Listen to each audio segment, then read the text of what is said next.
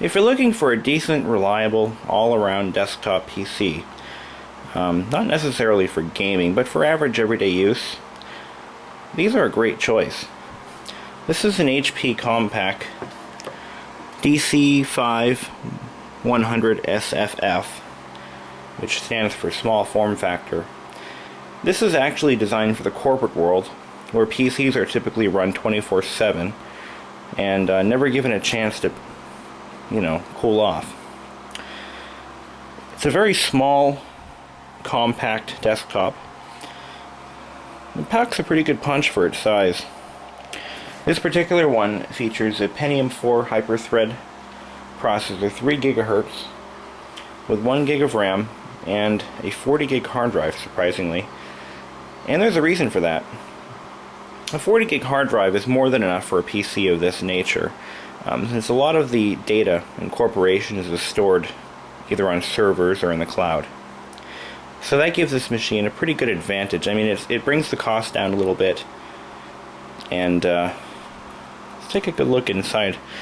I love these little compact PCs. As I showed you in an earlier video, I did a Dell, I can't think of the model, but it was a little micro desktop for home use, which basically consisted of laptop components that wouldn't be suitable for a large corporation, for a mass deployment of PCs, as those are not only hard to get parts for, but they're not as robust. In other words, you wouldn't want one of those, for a PC that is used non-stop and has to be running reliably for, to save operating costs. This PC actually has a modified or strictly custom motherboard that wouldn't fit in any other case style, and a unique hinge-mounted power supply, as well as a 5 1/4 inch bay. It opens up like that, like a piano.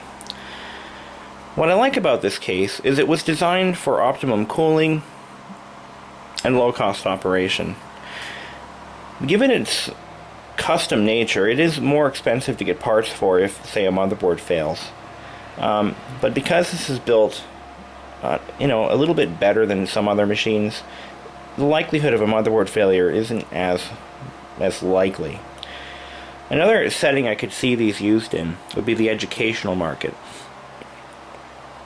But anyway, the hard drive actually does take advantage of the firewire of the I did mention this case was designed for optimum cooling.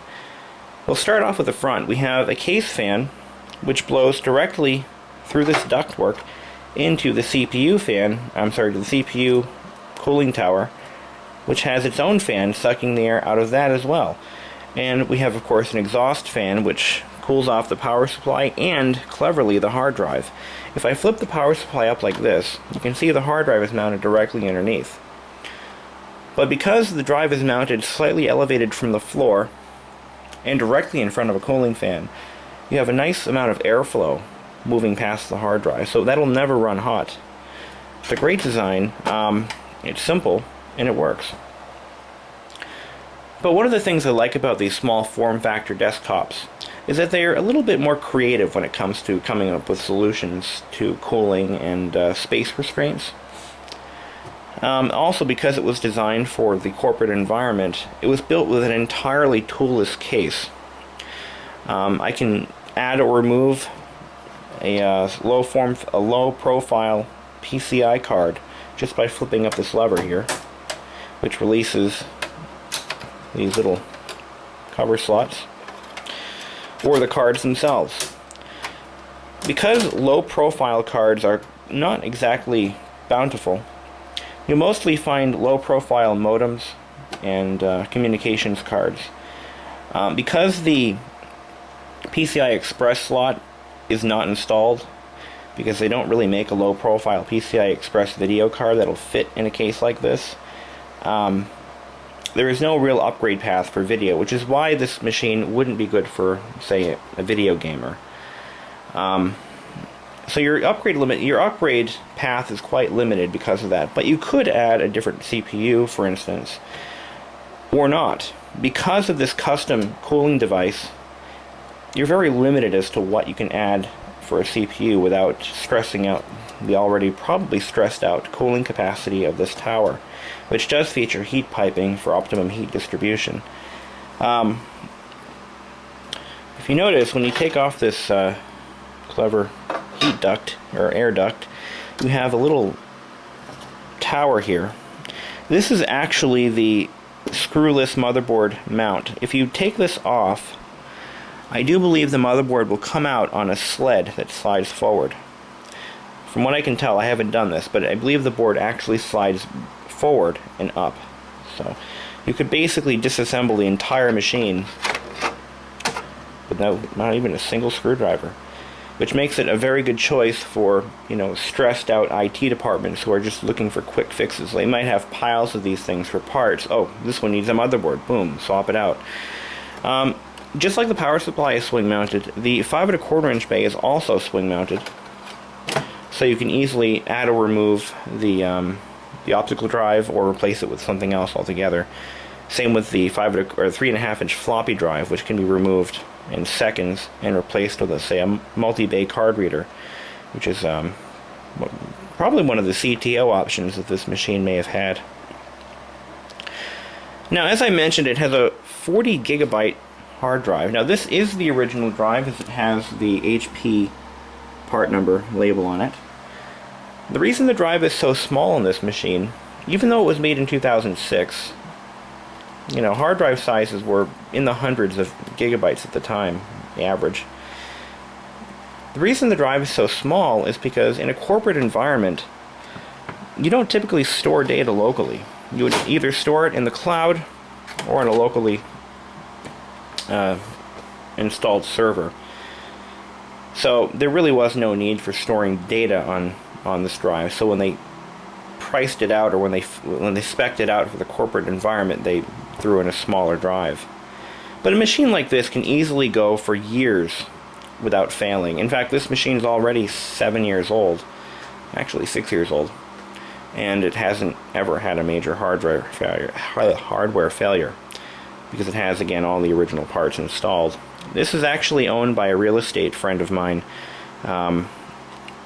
She uses these in her office. She bought them actually refurbished from CompUSA.com, which is their current website.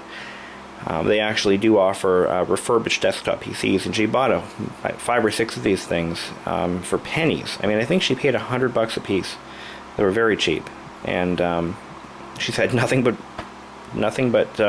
good luck with them. So I personally am actually thinking about getting something like this for my house, because I lug my laptop back and forth from work, but I don't really need to, when I'm at home, I don't really do anything that I need that much power for. And on a little 13-inch screen, it's kind of small, So what I want to do is get something like this and permanently install it upstairs with my 21-inch monitor, and just use that for email and web access for home. But something like this would be perfect because it's powerful enough. Like I said, a Pentium 4 3 gig hyper-threaded with 1 gig of RAM. I'd bump it up to 2 because that's what it will support. I think it uses DDR2 memory, and it has 4 slots, so more than likely probably maxes out at 2 gigs. Given its age, 2 gigs back then was, considered pretty supreme. But this toolless case is great, easy to work with, and it still uses the old compact screws. That's where those came from. Compact started using those back in the 90s to mount their drives, and they basically serve as rail guides, and then they would lock into place. But great little machine. I just noticed you can't actually put anything besides a 3.5-inch floppy drive there, because it's actually part of the case, unless you ran it with the cover off. But again, this is the DC5100 SFF, not the base model. The base model actually doesn't have an integrated audio card, which, oh, I should show you that too. Because it is a corporate desktop PC, the case-mounted speaker connects directly to the sound card. So you really don't have to connect speakers to it if you really don't want to, if you're just listening to, you know, alert sounds and error warnings and beeps. But the cool thing is, that's all built right in. So this is definitely not for the home market. It's not designed for performance use. It's just designed to be just a reliable desktop PC, you know, for education or commercial use. And that concludes my short video on this machine. I hope you've enjoyed. If you have any questions, give me a shot. Till then. What's nice about this machine is it's new enough to have a SATA hard drive. And again, like I mentioned, it was designed for cooling. It actually uses the CPU, or